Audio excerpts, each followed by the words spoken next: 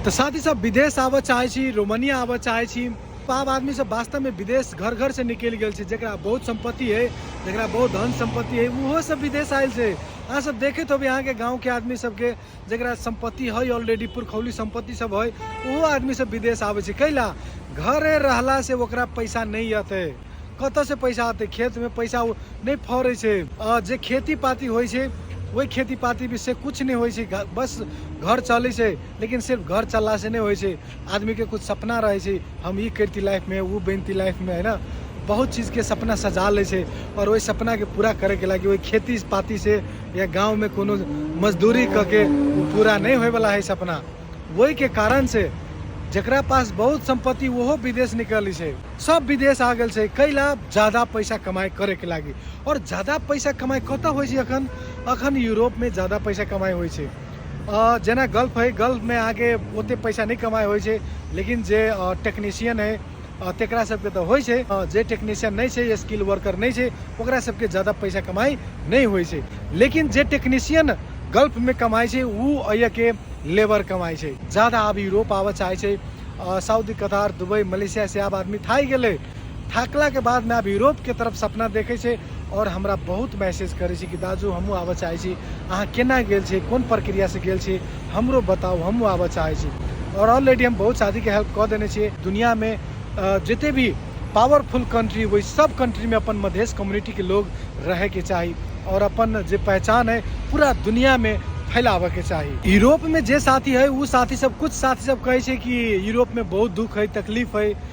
अगर दुख तकलीफ नहीं आता तो विदेश भेले केना? विदेश बने को दुख तकलीफ अगर ये चीज अहाँ के सहे के क्षमता है तो अहाँ विदेश आओ, यूरोप आओ, कतक जाओ, बस अहाँ ये सोच के आओ कि हम दुख करे जाए छी, मेहनत करे जाए छी, परिश्रम करे जाए छी। अगर या आके अगर वह मेहनत करे पड़ते, कोनो काम कनी भिराहे मिल जते और वही के वजह से अहाँ टेंशन करबे तो अहाँ लाइफ में आगे नहीं बढ़ सके छी। ब्रदर, दुनिया में कोहुओ जबै तो अहाँ के कोई बैठा के पैसा नहीं दे छै। अहाँ के काम करबे वही के बापत अहाँ के पैसा मिले छै।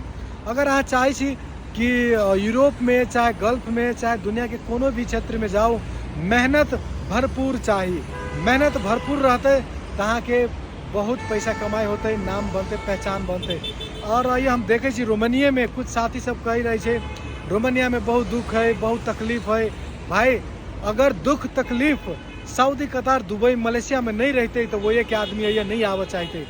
दुख तकलीफ सब तर है, बस अहाँ के क्षमता कते ही सहे के वही पर निर्भर करे छै। जकरा पास अभी दुख है ओकरा सुख होते, लेकिन जकरा पास अभी सुख है ओकरो दुख आनाई जरूरी है। यही लाइफ के चैप्टर और हर इंसान के लाइफ स्टोरी देख लियो। वो अगर कहियो सुखी रही हो तो आज दुखी में है, अगर आज बहुत तकलीफ कर रहा है 100% कन्फर्म है कि बहुत सुख होते। रोमानिया में बहुत आदमी सब बहुत पैसा कमाए छै, लेकिन कुछ आदमी सब कम पैसा कमाए छै। वही के कारण कथी पता हवा?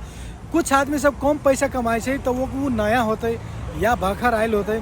अगर जे नया साथी सब है शुरुआत में कम पैसा कमाई होइ छै, लेकिन जो अहाँ के दिन बीती छै, जो अहाँ पुरान होइ छै तो अहाँ के ज्यादा पैसा कमाई होए लगे छै। कोनो भी दुनिया में कतौ जबै तो यह सिस्टम छै।